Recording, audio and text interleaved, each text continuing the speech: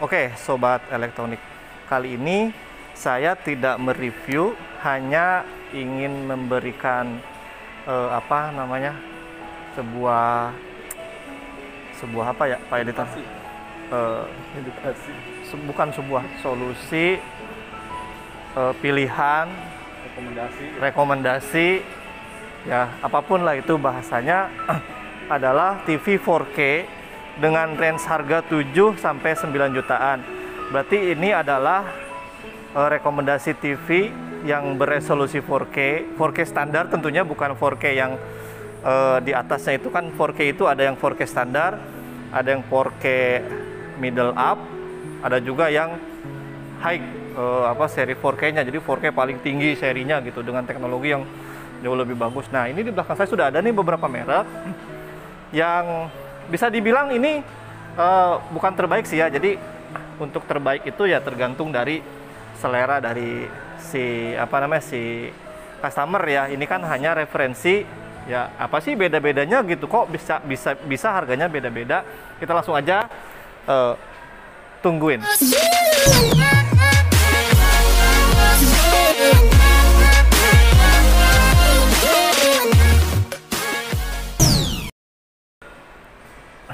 Mas Jenal, mau kemana? Mau syuting nggak? Oh nggak. Jatuh ya? Yuk. Oke, di sebelah saya sudah ada ya berbagai merek. Ini nggak semua saya tampilkan gitu. Di toko kita itu macam-macam ya mereknya, ada merek Jepang dan Korea. Cuman untuk merek-merek seperti Xiaomi, Realme, atau merek-merek China ya, kita belum masuk secara display. Cuma sih kalau misalkan secara teknologi, biasanya merek-merek Cina itu sama dengan merek-merek Jepang, dia pakai OS-nya Android ya. Nah, untuk di sini yang pertama itu ada LG ya, sini Pak Editor ya. Nah, inilah LG seri UP8000, ini untuk ukuran 43 inch. Cuma kan untuk range harga 7 juta 9 juta itu adalah ukuran 50 inch. Nah, jadi di video ini saya ingin coba menjelaskan ya. Untuk LG ini ada seri 43 UP8000, di bawahnya itu ada seri UP7, lalu loncat ke Nano ya, UP7, UP80 Nano. Nano itu ada Nano 75, Nano 79, itu beda kelas. Nah, ini adalah satu kelas. Di LG ada UP8000, ada Panasonic HX600 ya, walaupun di sini ada yang lebih tingginya lagi, HX730 ya, itu nanti referensi lagi sih. Terus ada juga dari Sony itu X7J, di atasnya lagi ada X80, lalu ada X85. X85 itu udah beda kelas lagi, yaitu lawannya adalah lawan QLED atau Nano. Nah, yang di Toshiba itu ada seri M550. Lalu di Samsung ada ini seri AU8000. Oke. Ke semua merek ini memiliki memiliki sebuah teknologi masing-masing dengan nama mesin masing-masing. Jadi prosesor masing-masing dengan sebutan masing-masing gitu. Cuman secara teknologi sih hampir sama, beda-beda tipis. Itu untuk mendukung supaya si gambar sesuai dengan keinginan brand yang mereka inginkan, karakteristiknya ya. Oke, yang pertama kita ke LG dulu deh ya. Kita langsung ke displaynya aja ya. Ke displaynya LG di situ. Nah, LG itu biasanya dia memiliki karakteristik untuk LG yang UP8000 itu yang ini. Ini UP8000 dan UP7000. Itu bedanya ya hanya di port belakang dan jenis remote-nya. Untuk UP7000 tuh ini. Nah, ini UP8000. Kalau 8000 itu pakai Magic Remote. Jadi dia seperti pointer. Untuk jenis panelnya kebanyakan di LG itu pakai IPS. Cuman untuk ukuran yang 50 itu dia pakai soft panel beberapa tipe ya. Jadi nggak semua tipe itu IPS. Nanti tinggal dicek aja tuh kalau misalkan ke toko gitu, Mas ini IPS apa PE gitu ya. Kalau misalkan butuh PE ya udah langsung cari yang 50 atau brand lain gitu. Jadi untuk harga itu relatif ya, tergantung dari si tokonya. Online beda, di daerah Surabaya mungkin Bali beda, tuh di daerah yang jauh juga beda. Jadi kita tidak menyebutkan harga detail karena berubah sewaktu-waktu ya untuk harga. Nah, untuk LG ini memiliki garansi 1 tahun spare part dan panel. Service centernya itu sudah banyak, tinggal cek aja di Google Map Service Center LG gitu ya. Memiliki karakteristik yang lebih pekat ya, Pak Editor ya, lebih pekat, lebih smooth gitu ya, karena dia didukung oleh panel IPS.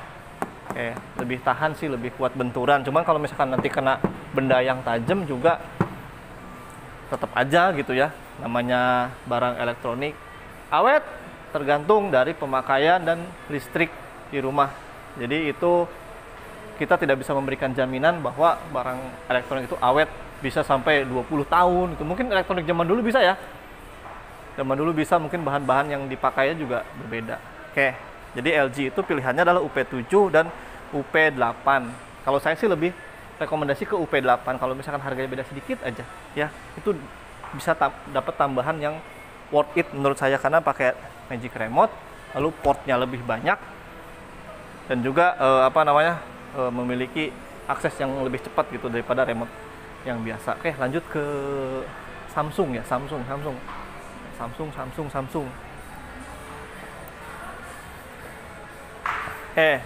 Samsung itu ada tiga pilihan ya.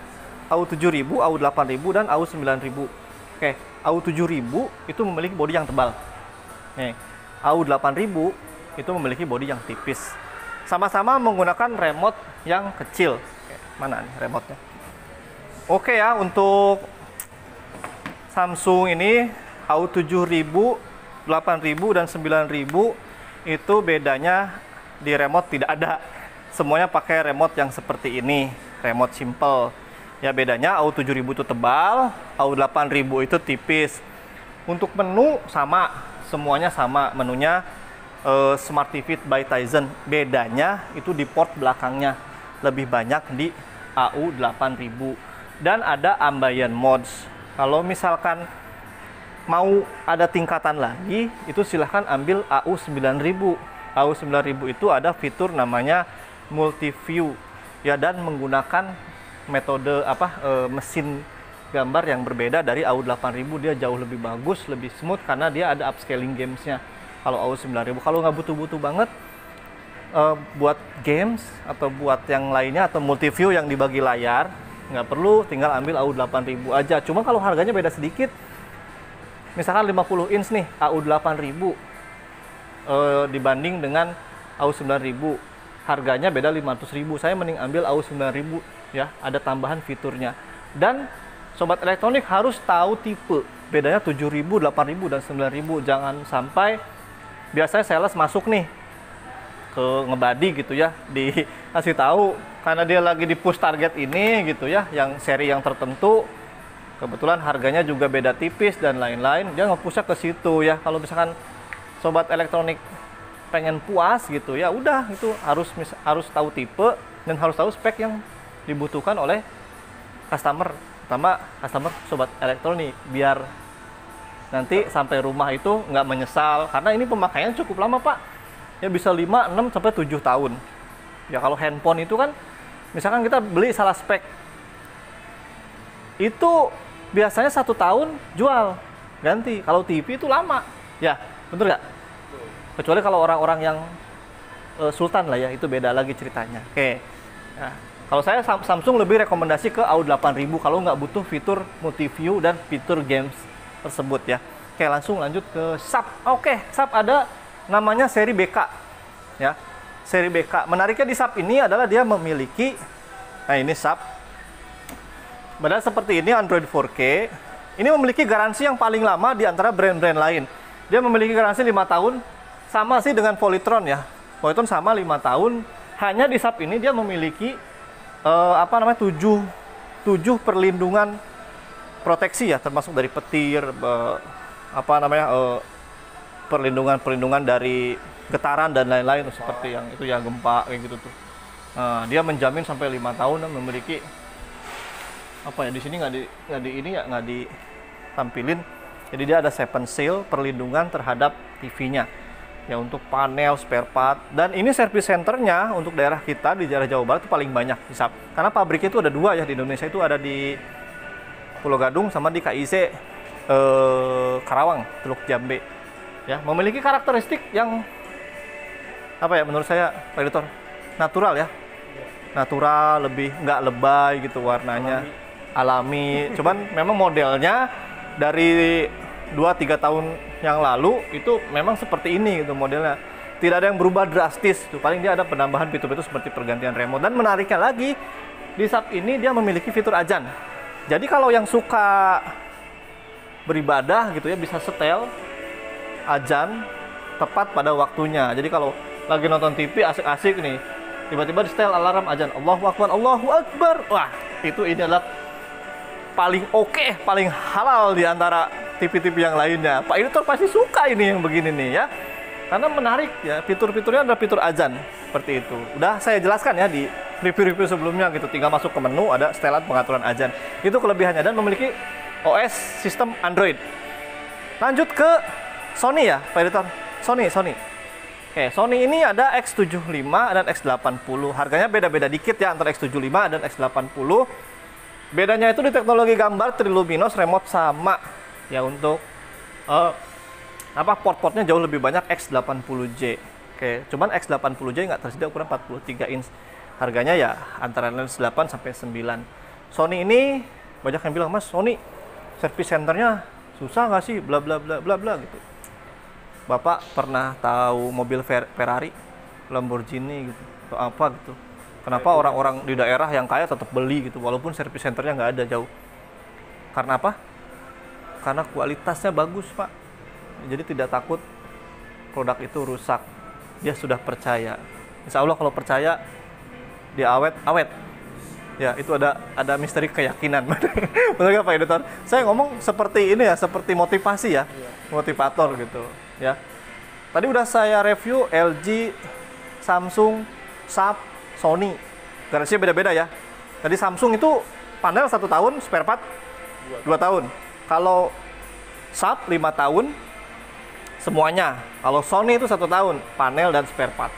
Ya.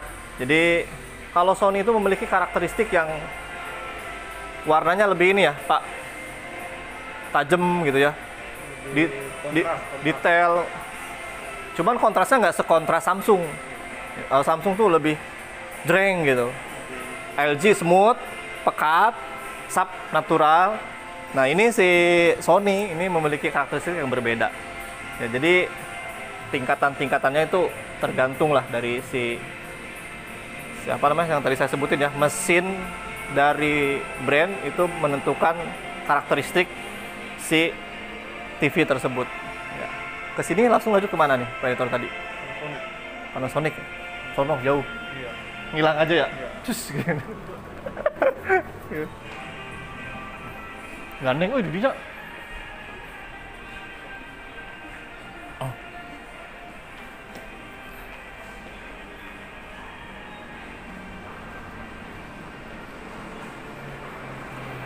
Oke, untuk di Panasonic ini ada namanya seri HX600 dan HX730.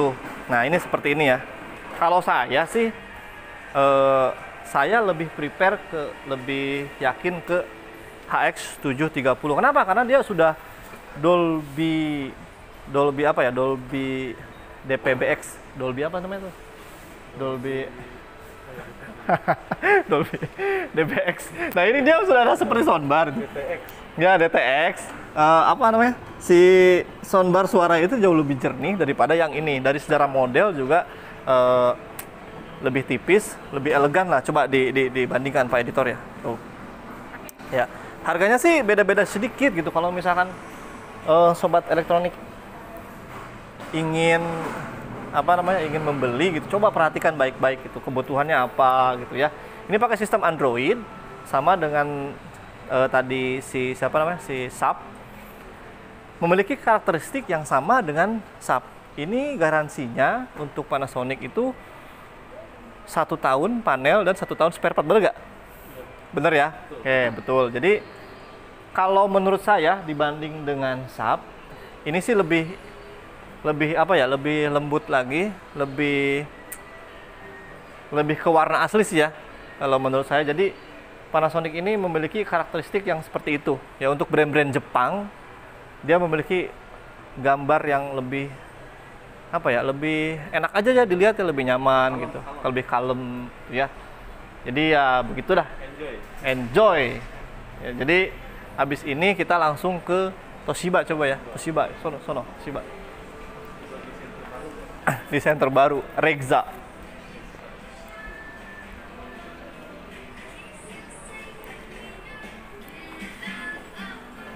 Oke, ini dia Toshiba ukuran 50 in. Sama ya harganya dengan yang tadi saya review tuh, harganya hampir sama-sama, mirip-mirip ya untuk ukuran 50 in. Mulai dari 7, 8, dan 9. Kalau bedanya jauh banget, ambil yang termurah karena itu mirip-mirip. Oke, ini ada Toshiba seri M550KP yang memiliki garansi 1 tahun, layar dan spare part. Oke. Ini adalah yang baru dari Toshiba. Remote-nya bukan ini nih, mana ya? Udah kita review ya kemarin yang Toshiba tuh. Oke. Mirip seperti ini, cuman setengahnya ya. Ini silver, ini hitam gitu, seperti ini. Nah, ini kelebihan dari kelebihan dari Toshiba memiliki karakteristik seperti Panasonic, cuman dia lebih terang sedikit ya, lebih apa? Bukan terang apa? Warnanya lebih keluar sedikit, apa sih, seperti ada tambahan pencahayaan ya. Karena dia pakai teknologi ini nih, namanya Regza Engine 4K dan White Color Gamut namanya. Jadi warnanya ini mirip-mirip seperti LG kalau menurut saya. Menurut Pak Editor mirip yang mana, Pak? Yang ini nih. Mirip-mirip LG ya, cuman lebih terang sedikit aja. Jadi apa ya, kalau misalkan butuh TV yang pengen bener-bener sesuai selera ya, ini tadi saya udah review dari Sony, Samsung, LG, siapa lagi tadi, Panasonic ya.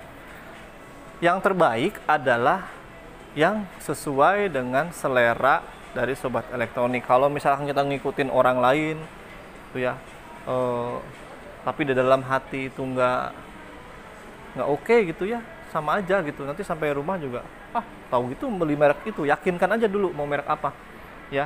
Karena setiap TV itu memiliki karakteristik yang berbeda-beda, teknologi yang menurut saya hampir sama semuanya, hanya beda penyebutan di tiap brand aja. Jadi gimana ya Pak Editor? Saya serahkan lagi ke sobat elektronik, butuhnya yang mana. Kalau pada intinya semua barang atau semua TV itu memberikan statement mereka yang terbaik. Yang terbaik itu adalah yang sesuai dengan selera dari customer atau sobat elektronik. Nah, kalau misalkan saya suka bingung nih kalau ditanya, Mas, bagus mana sih, bagus mana? Ya kalau bagus, semua bagus gitu. Cuman kan kadang-kadang di hati kita itu yang sesuai selera belum tentu bagus di pandangan orang lain. Jadi beda pandangan, beda inilah ya. Ada yang mengikuti follower. Misalkan Samsung itu, saya ambil contoh Samsung ya. Samsung itu banyak penggemarnya, bagus. Belum tentu bagus juga jika dibandingkan dengan selera masing-masing. Itu ya Pak Editor, apalagi nih tips-tipsnya membeli TV. Garansi udah. Promo bukan Pak. Promo tuh penting loh. Maksudnya kalau misalkan datang ke toko nih, tahunya tipe aja, dia satu tandingan lah, satu tingkatan gitu. Tapi harganya murah banget, itu ambil itu udah beneran ya. Ambil itu, nggak usah banyak mikir. Karena sama aja karakteristik kalau nonton TV kita di Indonesia ini yang HD itu baru beberapa stasiun TV seperti Net TV, Metro udah HD, apalagi SCTV ya, SCTV ada yang HD.